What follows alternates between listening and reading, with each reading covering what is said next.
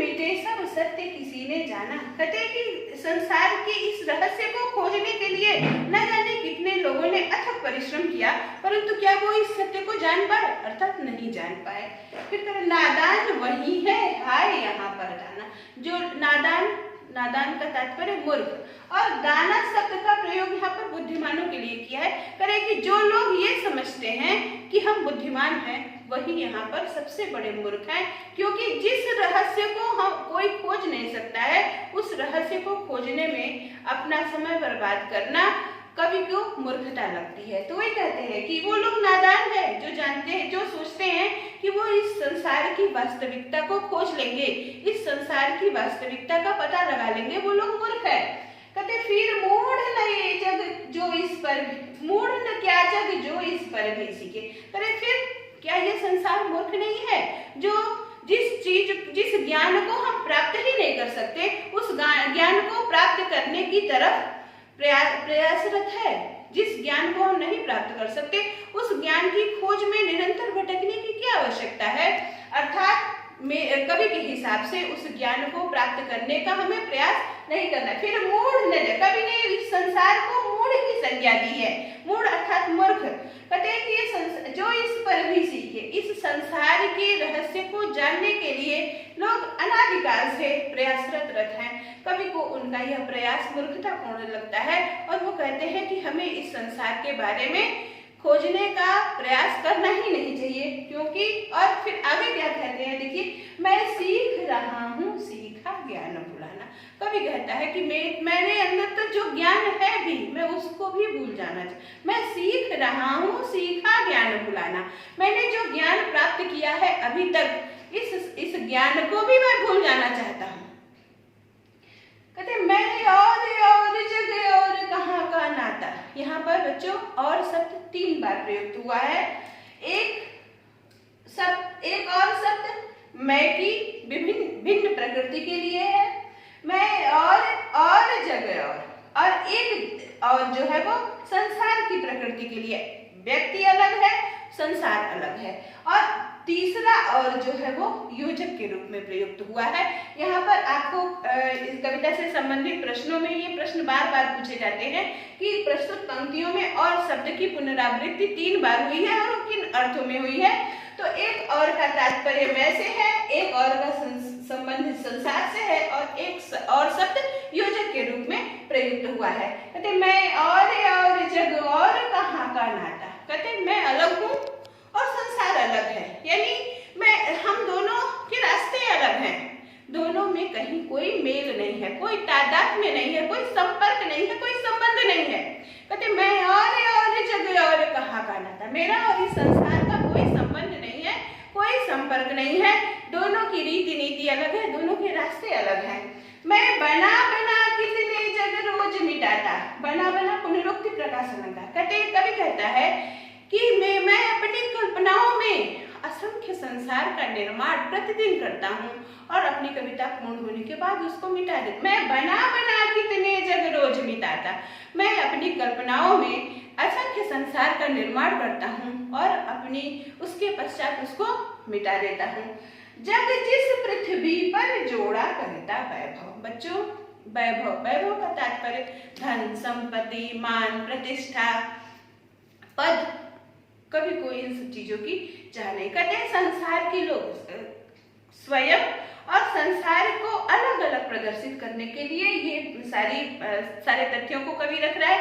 कहता है मैं जग जिस पृथ्वी पर जोड़ा करता है। ये संसार की तो संसार का ये मार्ग है, संसार का ये है कि वो और संचय और संग्रह और ज्यादा से ज्यादा धन, संपदा, प्रतिष्ठा, मान, सम्मान एकत्रित करने के लिए दिन रात परिश्रम करता रहता है। परंतु कवि कहता है कि मैं संग्रह करने वाली इस पृथ्वी को अपने हर कदम से ठोकर मारता हूँ। कहते हैं जग जिस पृथ्वी पर जोड़ा करता वैभव। कहते हैं ये संसार इस धरती पर निरंतर संग्रह की प्रवृत्ति को बढ़ावा देता है, परंतु मैं प्रतिपद से इस पृथ्वी को ठुकराता। मैं अपने हर कदम से ऐसे संग्रह करने वाली प्रकृति को, पृथ्वी को मैं ठोकर मारता हूँ। अर्थात मुझे इस संसार में किसी भी चीज की चाह, न धन न संपत्ति न मान न सम्मान और न ही किसी पद प्रतिष्ठा की चाह नहीं है। कभी ये व्यक्त करना चाहता है कि उसे इस संसार में किसी भी चीज की चाह नहीं है। वो कहता है कि इस संसार की प्रकृति ही उससे भिन्न है। संसार जहाँ संचय को बढ़ावा देता है, मैं जो अल्प चीजें जो मेरे पास हैं उसी में मैं अपना सुख पूर्वक आनंद पूर्वक जीवन व्यतीत करते हुए जो मेरे हृदय से उत्पन्न कविता रूपी उपहार है, मैं उसको संसार को प्रदान करना चाहता हूँ।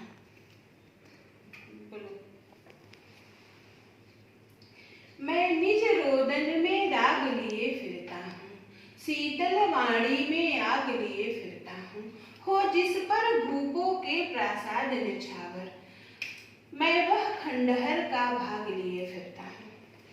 कवि कहता है कि यहाँ पर देखिए निज रुदन का तात्पर्य है रोना। कहते हैं कि ये जो कविताएं हैं ये मेरे टूटे हुए हृदय की व्यथा है जो अश्रु के माध्यम से निकल रही है, और वही एक टूटे हुए हृदय की जो करुण पुकार है वो इन कविताओं के माध्यम से व्यक्त हुई है। कहते मैं निज रोदन में राग लिए फिरता हूँ। कहते कि मेरा रोदन भी, अगर बोलचाल की भाषा में हम कहना चाहें तो कहेंगे कि मेरा रोदन भी राग है। राग अर्थात गीत है। यानी कवि कहता है कि जब मेरा हृदय, मेरे इस टूटे हुए हृदय से व्यथा निकलती है, पीड़ा निकलती है, रुदन, जब मेरा हृदय दुख से, पीड़ा से, वेदना से कराहता है, रोता है, तो संसार के लोग कहते हैं कि देखो ये तो सुंदर गीतों की रचना कर रहा है। कवि अपने जीवन की जिस विडंबना की ओर संकेत करता है कि वो रोता है, तो लोग उसके रोने को भी उसके गीतों की संज्ञा देते हैं। कहते हैं देखो कितनी सुंदर रचनाएं कर रहा है। शीतल वाणी में आग लिए, कहते हैं कि ये सीधी सादी सरल दिखने वाली मेरी कविताएं, इसमें लोगों को ऊर्जा से भर देने की एक ऐसी आग है जो उनके अंदर एक ऊर्जा भर दे रही है, नव जीवन की चेतना भर दे रही है, युवावस्था का उत्साह भर दे रही है, मस्ती भर दे रही है, प्रेरणा आनंद भर दे रही है। तो ऐसी ये सरल सीधे शब्दों में व्यक्त की गई मेरी जो कविताएं हैं, शीतल वाणी में आग, ये आग कौन सी है? ये उत्साह की आग है, अवस्था की मस्ती है, आनंद है, एक नव जीवन की प्रेरणा है, आशा का संचार है, निराशा में आशा का संचार है। तो कवि कहता है कि यद्यपि कि ये कविताएं मेरे टूटे हुए हृदय की व्यथा है, जब भी मैं रोता हूँ तो लोगों को लगता है कि मैं सुंदर गीतों की रचना कर रहा हूँ, मैं निज रोदन में राग ली, मेरी सुंदर गीतों की रचना कर रहा हूँ, मेरा रुदन भी लोगों को राग लगता है, मेरी मेरे सरल शब्दों में जो कविताओं को प्रस्तुत कर रहा हूँ उनमें एक लोगों को आनंदित कर देने की, ऊर्जा से भर देने की, एक नए प्राण का संचार कर देने की एक आग है। हो जिस पर भूपों के प्रासाद निछा, प्रासाद अर्थात बड़े बड़े महल।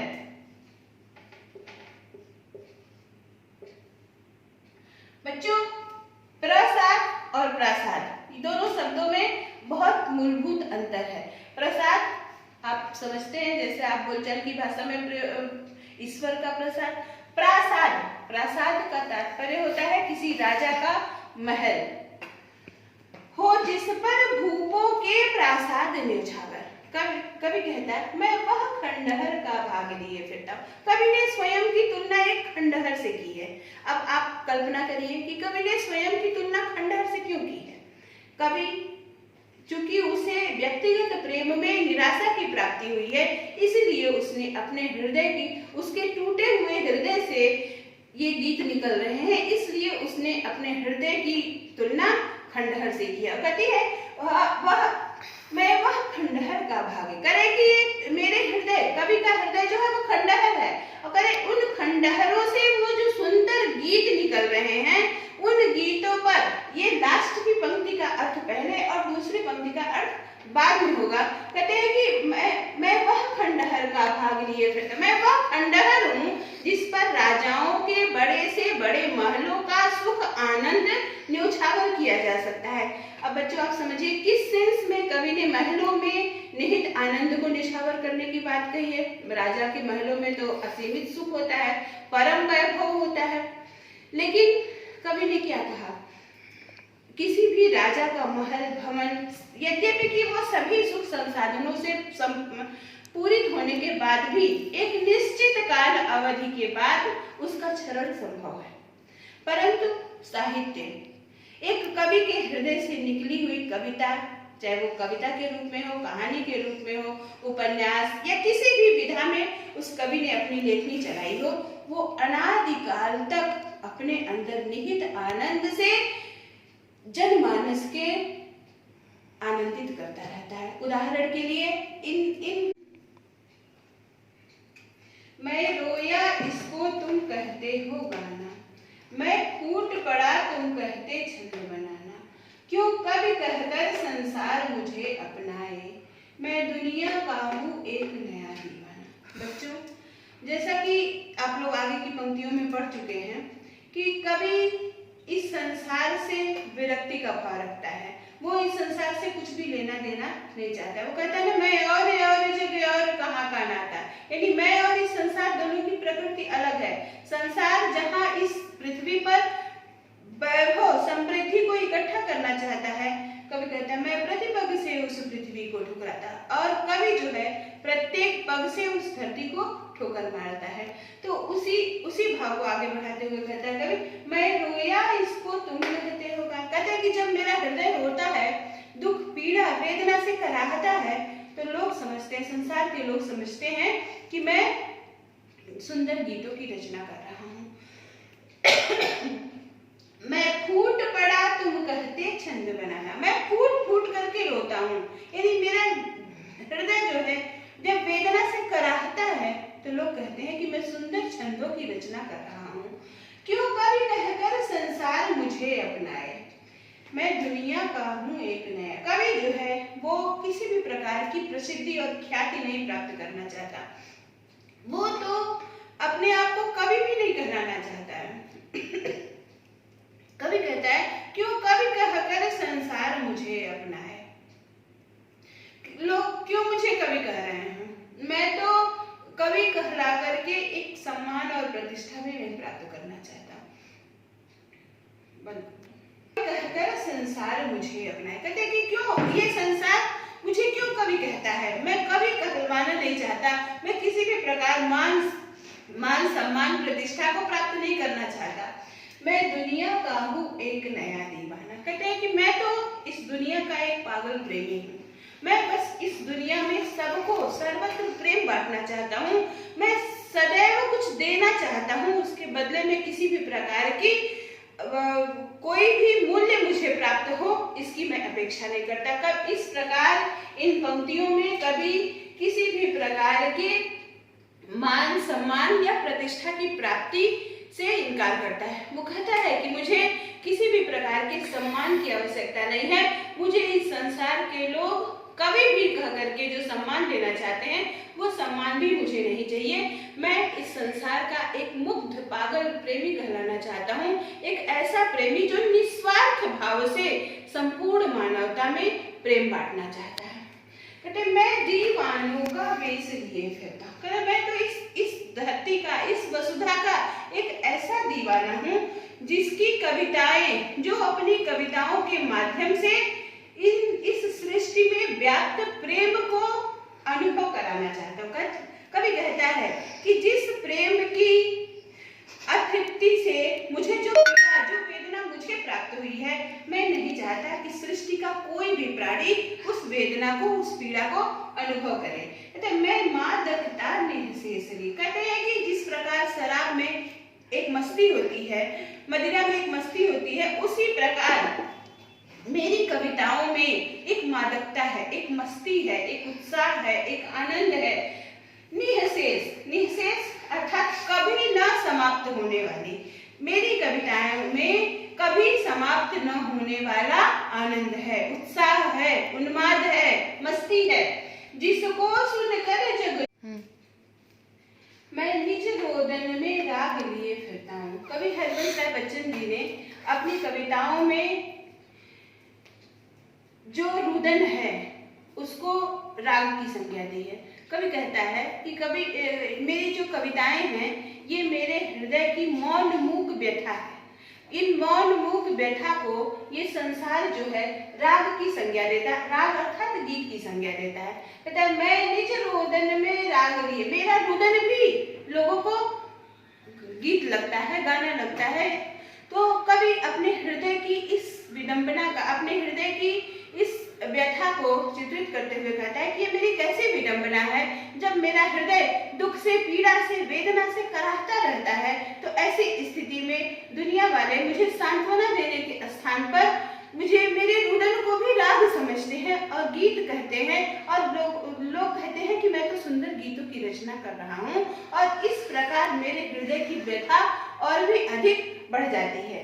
शीतल माड़ी में आग लिए फिरता हूँ। कहे कि मेरी ये जो कविताएं हैं इसके सरल सीधे साधे शब्दों को देख करके लोगों को लगता है कि सुंदर सरल सहज शब्दों में वर्णित ये कविताएं, इनके अंदर लोगों को आनंद से, उत्साह से, मस्ती से भाव विभोर कर देने की क्षमता है। इनके अंदर युवावस्था की मस्ती है, आनंद है, उत्साह है। हो जिस पर भूपों के प्रासाद न्यौछावर, प्रासाद अर्थात महल, भूपों के, राजाओं के। कवि कहता है कि मेरे कविताओं पर राजाओं के बड़े से बड़े महलों में जो निहित आनंद है वो न्यौछावर किया जा सकता है। मैं वह खंडहर का भाग लिए फिरता हूँ। कवि ने स्वयं को खंडहर की उपमा दी है। खंडहर क्यों बच्चों? क्योंकि खंडहर का अर्थ होता है टूटी फूटी इमारत। परंतु यहाँ पर कवि को चूंकि व्यक्तिगत प्रेम में निराशा प्राप्त हुई थी, इसीलिए वो अपने टूटे हुए हृदय के कारण वो अपने आप को खंडहर की संज्ञा देता है और कहता है कि मेरे ये जो कविताएं हैं ये इस टूटे हुए हृदय से निकली हुई हैं, इस खंडहर से निकली हैं। परंतु इस खंडहर से निकली हुई इस अमूल्य धरोहर पर राजाओं के बड़े से बड़े महलों में जो आनंद है उसको न्यौछावर किया जा सकता है।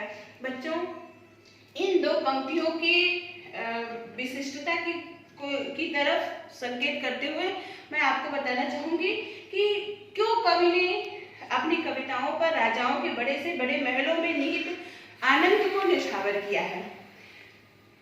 महल सांसारिक संपत्ति का प्रतीक है और कविताएं मानसिक और भावनात्मक, सृजनात्मक क्षमता का प्रतिफल है। कवि कहता है कि एक बड़ी से बड़ी सुदृढ़ इमारत भी एक निश्चित कालांतर के बाद वो समाप्त हो जाती है, क्षतिग्रस्त हो जाती है, परंतु कवि के हृदय से उत्पन्न ये साहित्य अनादिकाल तक अपने अंदर व्याप्त आनंद से जनमानस को आनंदित करता रहता है।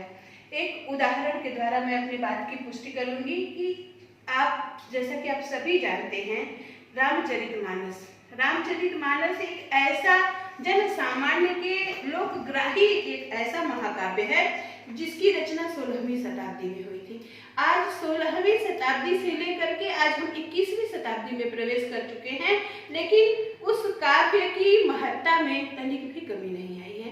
कारण उसका कि उसने अनादिकाल से न जाने कितनी पीढ़ियों के हृदय को आनंद से भाव विभोर किया है और उस काल से लेकर अब तक कितने भी सुदृढ़ भवन, महल, अट्टालिकाएं धराशायी हो गई हैं, परंतु कवि के कलम से निकला हुआ वह महाकाव्य चिरस्थायी है और आगे भी न जाने कितने वर्षों तक वो अपने आनंद से सभी को भाव विभोर करता रहेगा। इसीलिए कवि ने यहाँ पर कहा है कि उसके टूटे हुए हृदय की खंडहरों से निकले हुए ये गीत में जो आनंद है, जो मस्ती है, जो उत्साह है, वो अनादिकाल तक बना रहेगा और उसके सम्मुख राजाओं के बड़े से बड़े महलों में मिलने वाला आनंद भी तुच्छ है।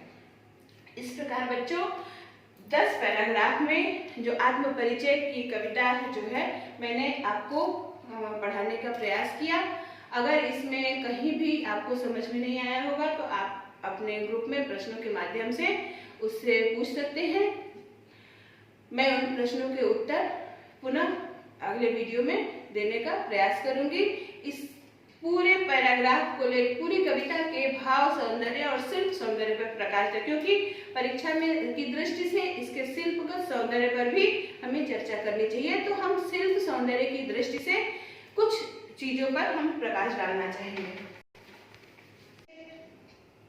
आत्मपरिचय कविता के शिल्प सौंदर्य पर प्रकाश डालते समय आप जिस भी पद की व्याख्या आपको से पूछी जाती है तो पहला पॉइंट तो आप उसके भाव सौंदर्य से संबंधित पूरे पद में सार रूप में क्या कहा गया है एक वाक्य में उसको लिखेंगे। फिर पूरी कविता आत्म परिचय कविता में कवि हरिवंश राय बच्चन ने खड़ी बोली के सरल एवं सहज शब्दों का प्रयोग किया है। माधुर्य गुण का प्रयोग किया गया है। पूरी कविता में वियोग श्रृंगार परिलक्षित होता है। तत्सम शब्दावली का जगह जगह पर प्रचुर मात्रा में प्रयोग कवि ने किया है। और यदि हरिवंश राय बच्चन की कविता के लिए भाव साम्य की पंक्तियां आप देना चाहते हैं तो आप जयशंकर प्रसाद की आत्मकथ्य कविता से कोई भी पंक्ति उदाहरण के लिए आप दे सकते हैं। जयशंकर प्रसाद की आत्मकथ्य कविता आत्मपरिचय हरिवंश राय बच्चन की आत्मपरिचय कविता के लिए बहुत ही सटीक भाव साम्य की पंक्तियां